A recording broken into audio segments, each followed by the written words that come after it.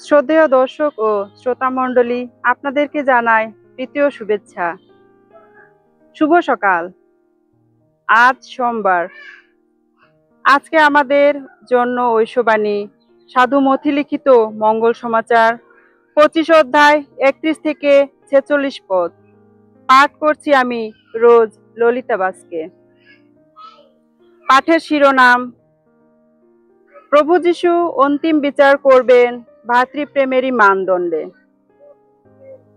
মানবপুত্র যখন আপন মহিমায় মহিমান্বিত হয়ে আসবে আর তার সঙ্গে আসবে সমস্ত স্বর্গদূত, সে তখন নিজের গৌরবের সিংহাসনে এসেই বসবে এবং তার সামনে তখন সকল জাতির মানুষকে সমবেত করা হবে। মেষপালক যেমন ছাগ থেকে মেষদের পৃথক করে নেয়, তেমনি সেও মানুষ থেকে মানুষকে পৃথক করে নেবে।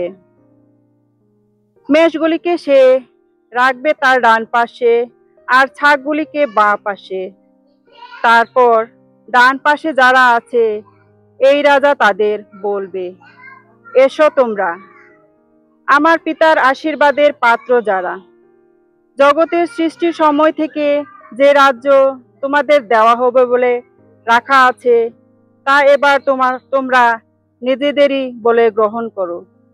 কারণ আমি ক্ষুধার্ত ছিলাম আর তোমরা আমাকে খেতে দিয়েছিলে, আমি তৃষ্ণার্ত ছিলাম, তোমরা আমাকে জল দিয়েছিলে, বিদেশী ছিলাম, দিয়েছিলে আশ্রয়, ছিলাম বস্ত্রহীন, তোমরা আমাকে পোশাক পরিয়েছিলে, আমি পীড়িত ছিলাম, তোমরা আমার যত্ন নিয়েছিলে, ছিলাম কারারুদ্ধ আর তোমরা আমাকে দেখতে এসেছিলে। তখন ধার্মিকেরা উত্তরে তাকে বলবে, প্রভু, কখন আমরা আপনাকে ক্ষুধার্ত দেখে খেতে দিয়েছিলাম কিংবা তৃষ্ণার্ত দেখে জল দিয়েছিলাম? কখন আপনাকে বিদেশী দেখে দিয়েছিলাম আশ্রয় কিংবা বস্ত্রহীন দেখে পরিয়েছিলাম পোশাক? কখনই বা আপনাকে পীড়িত বা কারারুদ্ধ দেখে আপনাকে দেখতে গিয়েছিলাম? রাজা তখন তাদের এই উত্তর দেবে, আমি তোমাদের সত্যিই বলছি, আমার এই তুচ্ছতম ভাইদের একজনের জন্যে তোমরা যা কিছু করেছো তা আমারই জন্যে করেছো। তারপর তার বাঁ পাশে যারা আছে সে তাদের বলবে, আমার সামনে থেকে দূর হও তোমরা, অভিশাপের পাত্র যারা, শয়তান ও তার দলের যত অপদূতের জন্যে যে শাশ্বত আগুন প্রস্তুত করে রাখা হয়েছে, তোমরা সেই আগুনেই যাও।